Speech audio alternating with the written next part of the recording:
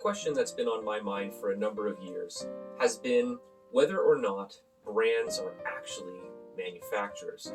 And I think if you've watched my TEMU rod video, you'll now see the conclusion that I've drawn. And that's that a lot of brands that are out there today are not manufacturing their own products and are rather relying on stencil branding in order to purchase a product from another country that makes blanks, so to speak, of a number of the great products that we enjoy as anglers every single day, and they simply slap their name on them. With clever marketing and clever wording, they make it seem as though they've been heavily involved in the process of manufacture or development of the product, when in actuality, they aren't. Now, this isn't going to be a video where I'm going to openly slander specific brands. They're simply taking advantage of a system that's available to them. But we as consumers should be more aware of this and be looking for that reel that looks really similar on TEMU, AliExpress, and so on and so forth, and drawing our conclusions. If it looks similar, chances are it's going to be similar in quality at the very least. This video today is not going to be talking so much about the stencil branding. I did go over that a little bit more in detail with the TEMU rod review, but this time I'm going to talk about a reel. And actually it's a pair of reels. I have a pair of them. And they're the reason actually that I decided to go ahead and take a risk on a TEMU rod.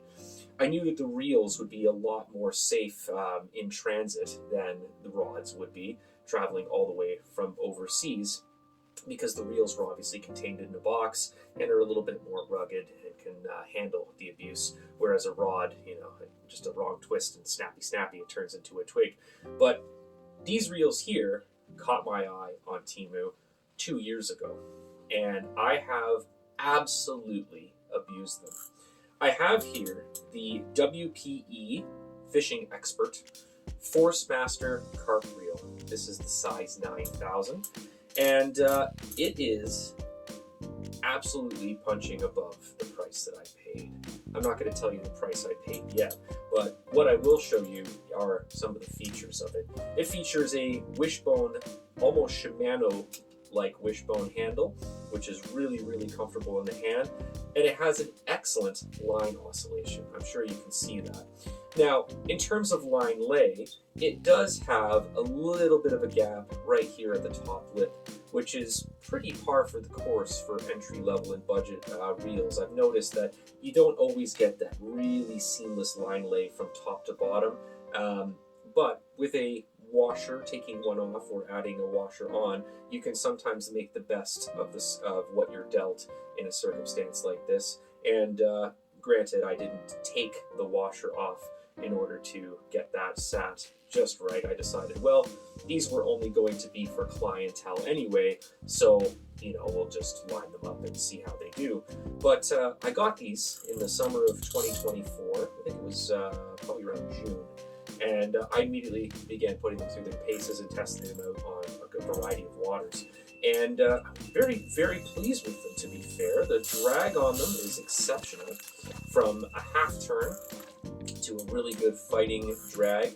I think that that quick drag seems to be fairly effective on these reels, and it allows you to get to it quickly and make those adjustments pro re nata. And every single click, there's a noticeable difference. So really, really solid. When it locks up firm. The bail arm springs back really, really nicely, and it has seen plenty of casts and plenty of, snaps in that sort of way, and everything seems to be holding firm after 2 years, which is pretty good considering if I got a year out of these, I was going to be very, very chuffed. But these reels have certainly seen plenty of action, both this one and the other one that's currently sat up there on my suspended rod rack. Between myself, my friends, and my clients, we've certainly put these reels through their paces. And even after 2 years of use and abuse, and I'll admit it, I still haven't serviced them yet, they still perform beautifully, they sound great, and I see no foreseeable issues with them. Everything's still nice and tight. There's no wobbling in obscene ways that spool is still going up and down nice and straight. There's been no bending or warping to that main drive shaft. It still seems really solid. And up against Canadian fish, those fish are aggressive, they're wild, they're strong. So for something to hold up for 2 seasons now against these wild, hard-fighting fish and some of these intense currents, I think it speaks for themselves that these reels are doing a fantastic job. And I think it's safe to say that going forward, I'm going to trust in my best judgments when I look at a product on TEMU, read the reviews, see that it has a 4.5 or even closer to a 5-star rating, and that every single review seems overwhelmingly positive. This is an example of when you do your research and you get it right, you can spend very little and get a whole lot. I spent $56 a piece for these reels.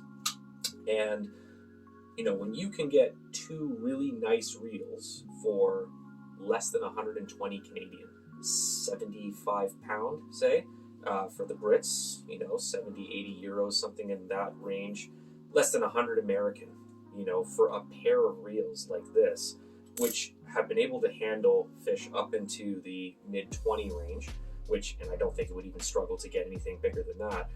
I'm sure it would be able to handle a 30-pound fish with absolute ease. I trust these, to put my clients on fish. My friends are flabbergasted when they pick them up. When I had out my friends at a bachelor party, we all were out there.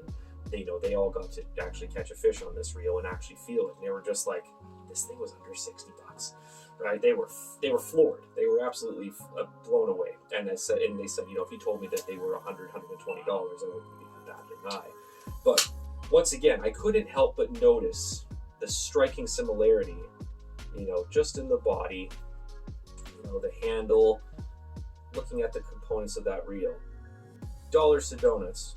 There's a name brand somewhere that has this exact same stencil, this exact same shape.